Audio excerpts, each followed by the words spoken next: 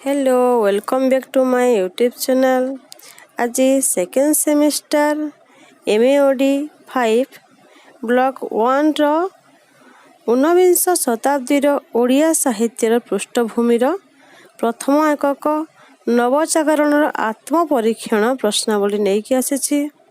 प्रथम प्रश्नटी है 1 नंबर क प्रश्नटी है इटाली रे नवजागरण तार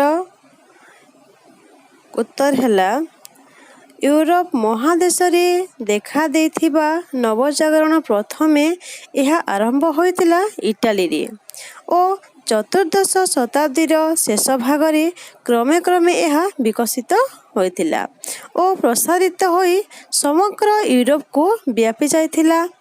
सप्तदश शताब्दी बेलକୁ समग्र यूरोप रे यह आनी देथिला सामाजिक राजनीतिक और सांस्कृतिक महाजागरण। मूलतः यह सांस्कृतिक आंदोलन भावरे आसीथिले तुमुल परिवर्तन। यूरोप अंधकार जुगरु मुक्त होई नुआ एक आलोक और आशार जुगरे प्रवेश कला। इटालीर फ्लोरेंस सहरर बणिक समाज और शासक गोष्ठीर पृष्ठपोषकतार यह प्रथमे नुआ रूप पाइथिला। एहीपरि नवजागरण आरंभ होइथिला। 2 नंबर प्रश्न है 1 रख मानववाद तार उत्तर है मानववाद हेउची अधिक भूमि संलग्न पुणी अधिक मानव केन्द्रिक ऊर्ध्व आकाश रे एक स्वर्गर सेठी जड़े दारु देवतार विश्वास सत्वे मानववाद रे महत्तर हेउची इहकाल और स्थानर माटी ओ मनीषर सम्मान और सामर्थ्य जगतर सबुठारो बड़ कथा विश्वास और संदेहर जगत ठारू निज विद्या और बुद्धि उपरे अधिक आस्था स्थापन करिबा शिखाए। मानववाद निजर समृद्धि पाई निजे दायी यह हेउची मानववादर मूल मंत्र। इह कालर सुख और शांति विनिमय रे परकाल रे सुख खोजिबा वृथा मनीषर समुन्नति पाई ईश्वरଙ୍କ आशीर्वाद ठारू आहुरी गुरुत्वपूर्ण तार प्रचेष्टा और निज उपरे विश्वास यह ही हेउची मानववादर भित्तिभूमि। परवर्ती प्रश्न है 1 रग प्रश्नटी है मुद्रण यंत्रर आविष्कार और तार उत्तर है गुटेनबर्गଙ୍କ द्वारा 1450 ख्रीष्टाब्द रे मुद्रण यंत्रर उद्भावन ज्ञानर प्रचार और प्रसार रे आनिथिला एक वैप्लविक परिवर्तन। केतेक निर्दिष्ट गोष्ठीଙ୍କ अधिकार रे हाथलेखा बही सबुबेले संरक्षित होई रहुथिला।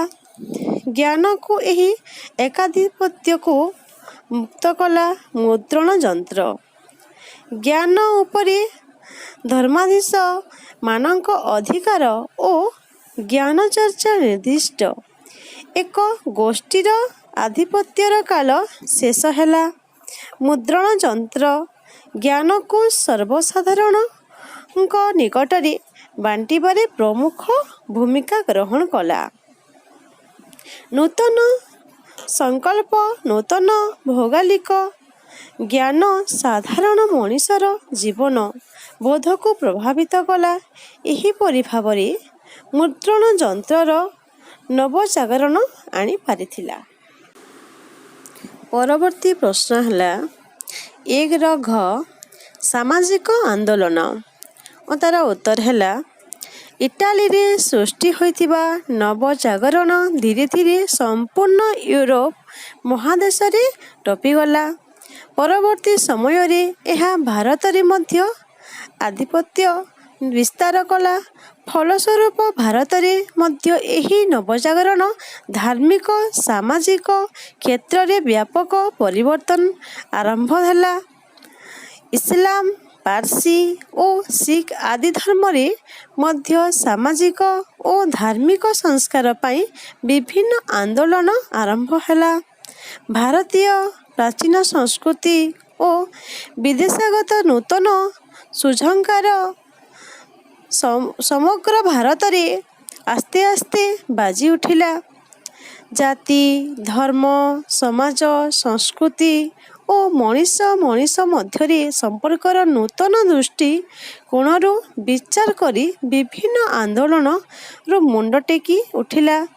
ସାମାଜିକ ସ୍ତରରେ ବିଭିନ୍ନ ବିଚାରଧାରାକୁ ପରିବର୍ତ୍ତନ ପାଇଁ ଯେଉଁ ଆନ୍ଦୋଳନ ମୁଣ୍ଡ ଟେକିଲା ତାହା ହେଲା ଏହି ସାମାଜିକ ଆନ୍ଦୋଳନ। ମୁଖ୍ୟତଃ ଏଥିରେ ଥିଲା ଧାର୍ମିକ ସଂସ୍କାର, ଜାତିପ୍ରଥା ଉଚ୍ଛେଦ ଭଳି କିଛି ଗୁରୁତ୍ୱପୂର୍ଣ୍ଣ ପ୍ରସଙ୍ଗ। ସମୟକ୍ରମେ ସ୍ୱାମୀ ଦୟାନନ୍ଦ ସରସ୍ୱତୀଙ୍କ ଆର୍ଯ୍ୟ ସମାଜ, ମହାରାଷ୍ଟ୍ରରେ ଜ୍ୟୋତିରାଓ ଗୋବିନ୍ଦ ରାଠି ଫୁଲେଙ୍କ ସହିତ ସାଧକ ସମାଜ ଓ ମହାଦେବ ଗୋବିନ୍ଦ ରାନଦେଙ୍କ ଏହି ଧାର୍ମିକ ଆନ୍ଦୋଳନ ଗଠନ କରାଯାଇଥିଲା। ନୂତନ ସଂଗଠନ ଭାରତର ନବଜାଗରଣର ପଥକୁ ପରିକୃଷ୍ଟ ସହିତ ସାମାଜିକ ଆନ୍ଦୋଳନ ଗଢ଼ି ଉଠିବାରେ ପ୍ରମୁଖ ଭୂମିକା ଗ୍ରହଣ କରିଥିଲେ। ମୁଖ୍ୟତଃ ଭାରତରେ ଗଢ଼ି ଉଠିଥିବା ସାମାଜିକ ଆନ୍ଦୋଳନ ଭାରତର କୁସଂସ୍କାର, ଅନ୍ଧବିଶ୍ୱାସ ଆଦି ବିରୁଦ୍ଧରେ ସ୍ୱର ଉଠାଇଥିଲା। Thanks for watching this video. Subscribe this channel and click the bell icon for new updates of my channel. Thank you.